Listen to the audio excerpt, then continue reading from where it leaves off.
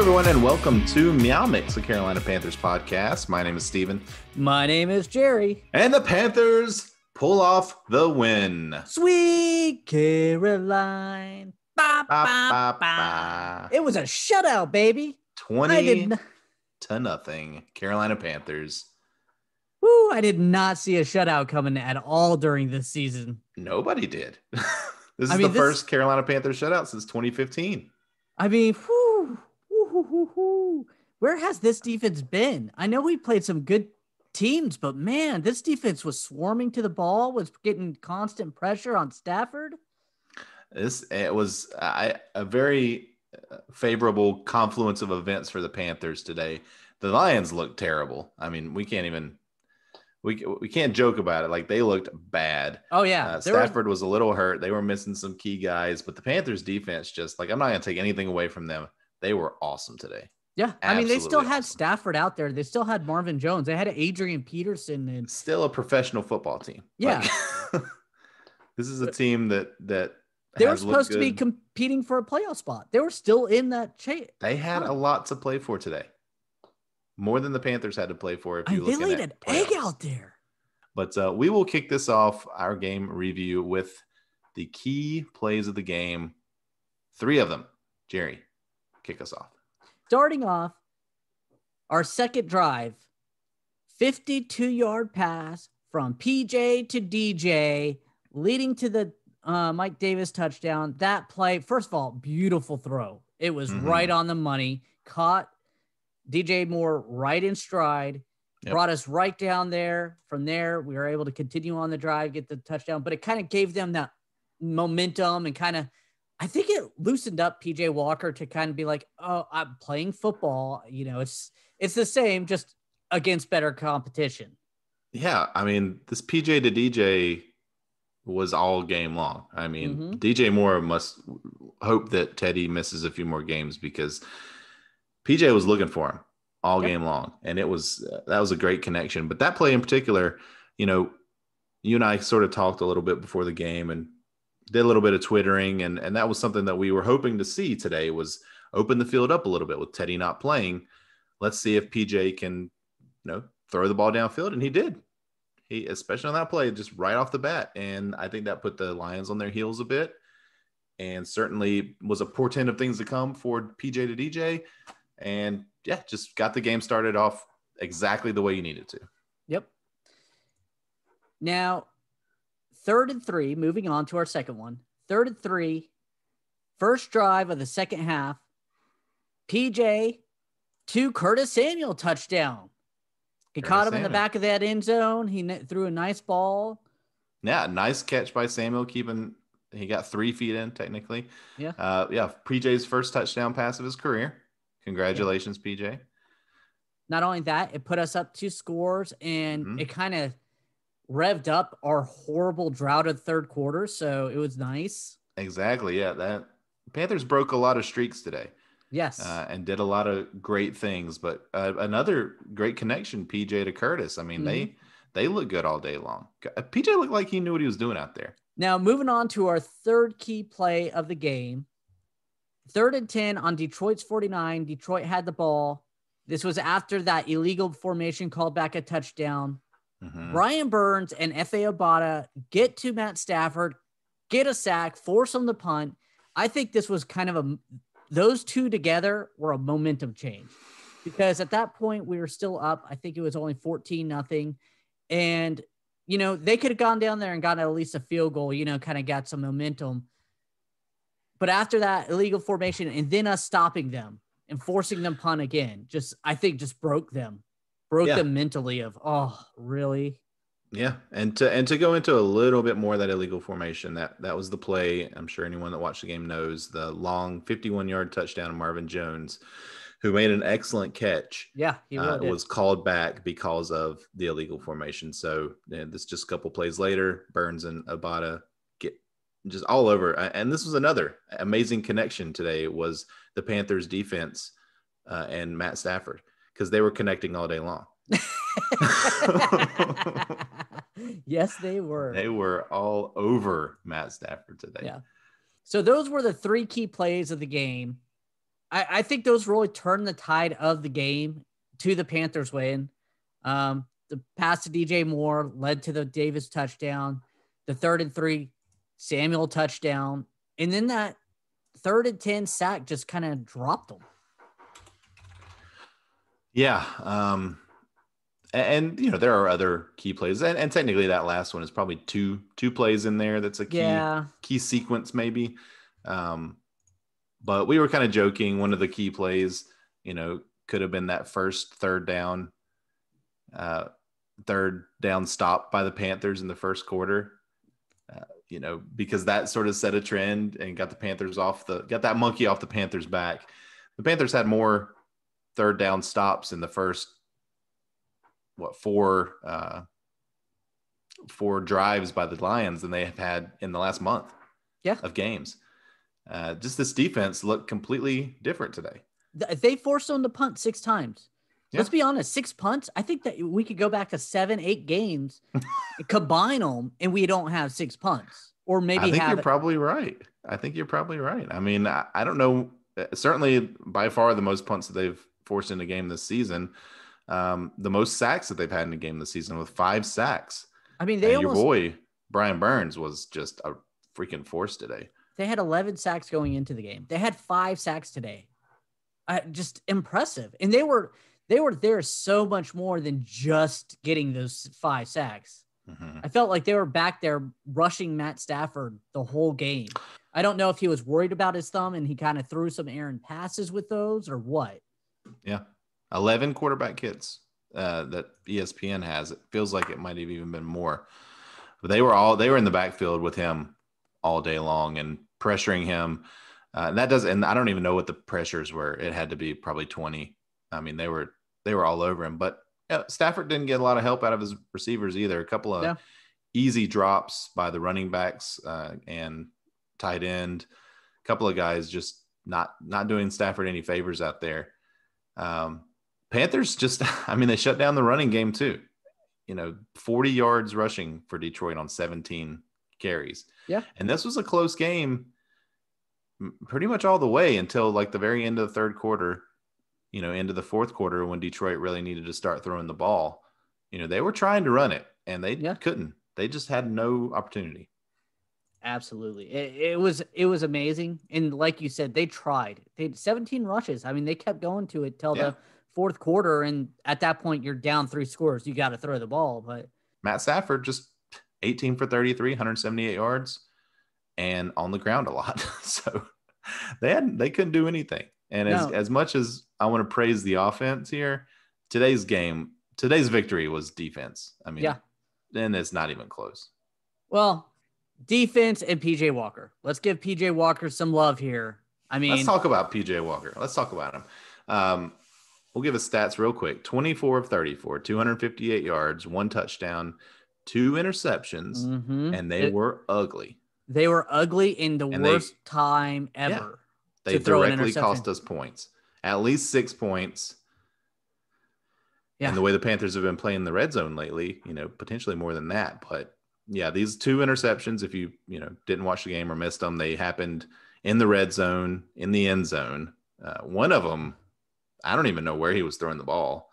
Maybe he was trying to just throw it out of the back of the end zone and misjudged it. That was a miscommunication. I think DJ Moore, he thought he was going to fade to the corner, and DJ Moore didn't. Yeah, he definitely didn't.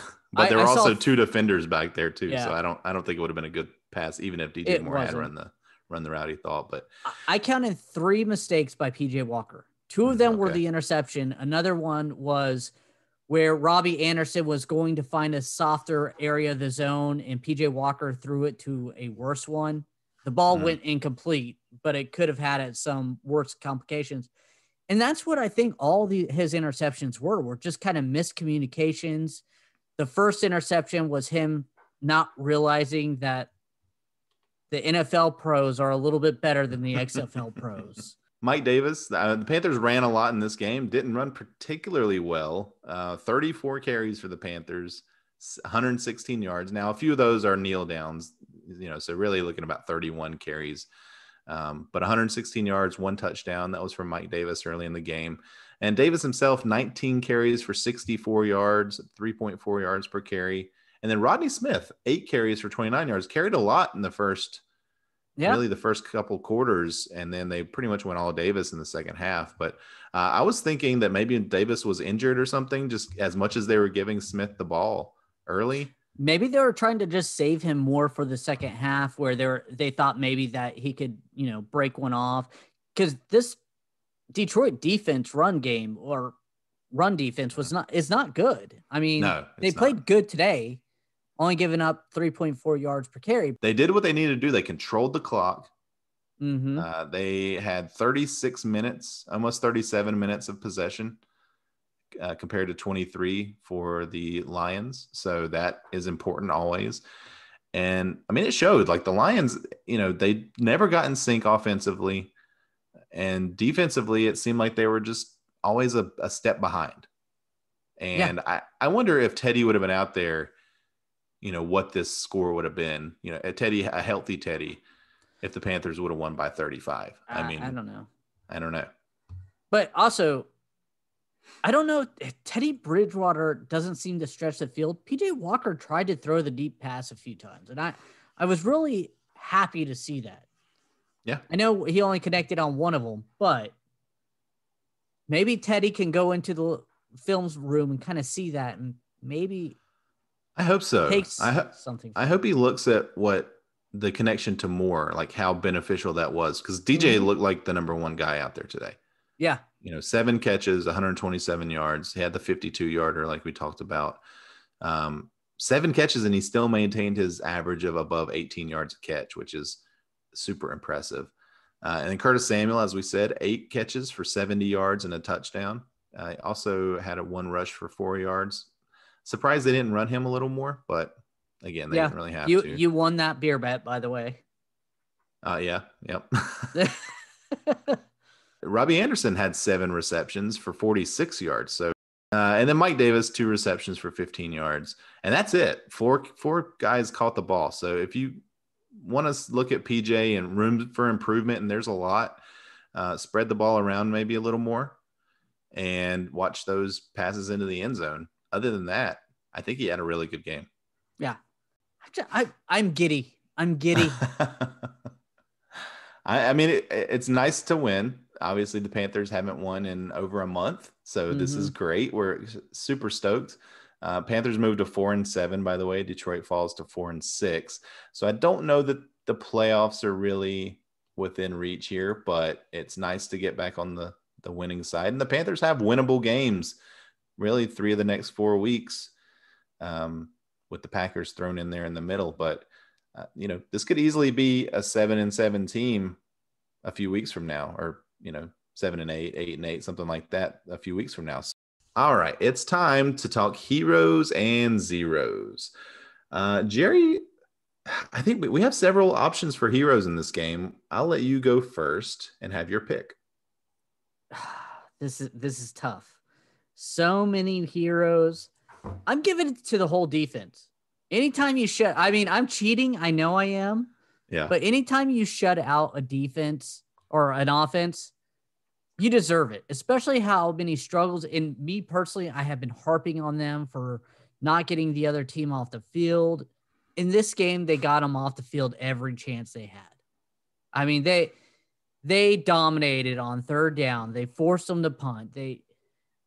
Honorable mention to PJ Walker for being able to step in and play good, but that defense, hats off. Brian Burns, I think you deserve that C on your chest, because I feel like he's really the momentum that goes with that defense. Agreed. And, if I were going to cheat, I would also say that. I think Brian Burns is definitely the defensive hero. I am going to go ahead and give it to PJ Walker. I know he did have those 2 awful interceptions, but this game could have gone a lot worse had PJ Walker not been ready.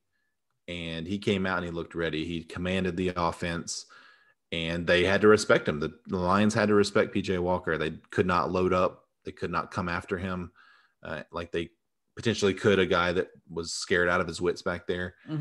He looked like he belonged. And, those 2 interceptions, they are about the worst interceptions that you could throw because of the implications of missing the points. But they're also about the best place on the field you could throw an interception because the defense can't really do anything with it. They're basically just taking the touchback and then they have to drive down the whole field. So, I guess the defense, if you're going to throw an interception, the defense will prefer you to throw it where the offense has a lot more field to go. But, still you don't want to see those interceptions. It did directly take points off the board. So, but I am going to go ahead and get it to PJ. Great job coming in. And for your first start, I mean, you get the win, you get the victory formation, first touchdown pass. I couldn't be any happier for him. No, I can't either. Congrats. Yeah. And now zeros. I'm sure you won't give a 0 because you cheat, as we know. I am going to go ahead and give a 0 to Ian Thomas. 0 catches for him, so I'm going to give him a 0. I'm actually going to give it to Joe Brady's time management. There's another time where we had to call a timeout because he's not getting the ball out. And again, there's multiple times. PJ Walker is not audibling when he's walking to the line like Teddy Bridgewater is. Mm-hmm. So these are bad Joe Brady calls getting to his headset to PJ Walker, where all the times was clicking down to 3, 2, 1. And then there's one in the red zone that we ended up taking a penalty. Why aren't you next to that ref when you know it's that low to call a timeout? Yeah. So, and I don't know if that's on Matt Rule or if that's on Joe Brady. But the time management is definitely a problem. So that's who I'm giving it to. I am not giving it to him for his play calling or anything else. I'm calling out the time management issue here. Okay. Yeah. Yeah, I can support that. The time management has been a problem all season long. Yeah. So again, I don't know if it's more on Joe Brady or more on Matt Rule, but I think you could just say coaching staff time management. Yeah. And in a game that we win 20-0, it's hard to find a 0, especially when the defense has finally looked good, really good. Mm-hmm. So, and overall, I think coaching staff gets an A because the game plan was perfect. Mm-hmm. The execution, other than the time management issues, were pretty good, outside of the interceptions. Defensively, I mean, Phil Snow, and we killed you last week. We eviscerated you last week. We were calling for your head last week. Nice job. I mean, this is what we needed to see from you. You brought the pressure. You didn't get home every time you brought pressure, but you made Matt Stafford nervous, and that's what you need to do. We want to thank everyone for listening. If you like the show, please let your friends know. Please follow us on Twitter at MeowMix Podcast. If you have any questions or comments, you can email us at mailbag@meowmixpodcast.com. And if you leave us a 5-star review on Apple Podcasts, we'll read the comment on the show. And we will be back on Thursday for the preview. I guess it'll be Thursday, even though that's technically Thanksgiving. We will. I don't know. Our show will be released probably on Thursday, maybe Wednesday. Yeah, we'll talk about that. But we'll be back before next week's game, at least. And until then, everybody stay safe, enjoy this victory, and keep pounding.